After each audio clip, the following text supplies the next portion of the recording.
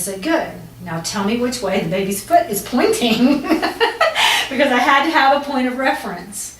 And it just went real smooth after that. I mean, it wasn't very long at all before the baby was born. I think you had said 6 minutes Yeah. from the beginning of the phone call to complete delivery. Right. And the neat Very thing for good. me was I breathed the whole time. I did not push this baby out.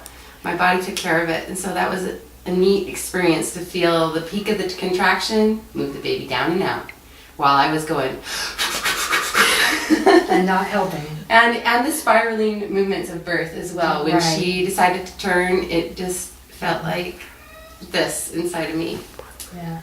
And that's actually the best way to deliver a breech baby is to do nothing.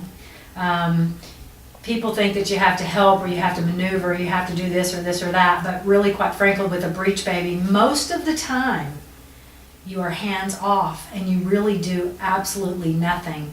As a matter of fact, you don't even really necessarily need the mother to push because her body will pretty much just take care of that as well. So you did need to coax them through getting the arms down. Mm-hmm. And that is probably the part of the experience I wouldn't care to repeat. Yeah. Another hand in there with the baby.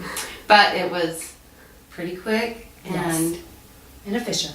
it's sitting in the aftermath of that. Well, of course he didn't at first want to call the midwife. He wanted to call 911. And I wasn't going to settle for that. I did not want 5 men busting into this situation. So I'm just so grateful that I had felt strongly to go with a home birth for this delivery, because had I gone to a doctor and say the doctor knew that the baby was breech, either I would have been scheduled for a C-section and induced, or if I wasn't scheduled or induced, I would have been at my house with nobody to help us over the phone. So this is just one of those amazing things about midwives, is they're willing to kind of stick their necks out and do some crazy things in the interest of helping moms and babies have a safe delivery. There's no other way that we would have had any help in this situation, and I'm not too sure we would have had a happy, teary outcome without a little bit of direction. And certainly, not to downplay the importance of emergency medical technicians in any way, but quite frankly, they deal with a lot of different types of complications, and so their training is very, very broad in spectrum, and so they get a little bit of a lot of different things. They're not experts in childbirth, and I'm not really quite sure that they would have even known what to do. Not only that, I'm fairly convinced that nobody probably would have made it, and if they would have tried to even get in a car, she would have had a breech baby in the car anyway.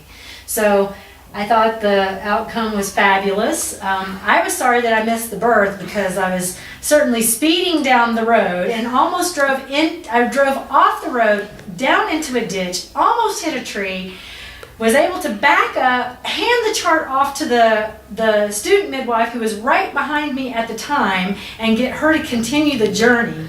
So it was a really funny story, but it is a very, very happy ending. And I was proud of Angela, and I was proud of her husband, because to keep your calm in that situation takes the right people with the right attitude to be able to do that. But it was a wonderful birth, wonderful story. And because of that, my husband really encouraged me to become a midwife. For a while we went back and forth on the fact that he should probably be the midwife. So now I'm a student midwife, just wanting to help other women have the birth that they want and the outcome that they want, and sometimes this is just the best option, and you never know if you're one of those people, but thankfully everybody gets inspiration and direction for what they need. All right, the cutest part of the whole thing was my 5-year-old at the time had woke up and come into our room in the middle of all of this. And she was excited for the birth. She didn't realize that we were at kind of at a different level of excitement, that things were maybe a little different. And she stood down there by my feet like she had a couple of pom-poms and she was a cheerleader for the 49ers, and it's a foot, And then she ran and told all the other kids, it's a foot, come see the baby's foot, it's so cute. That was the best part.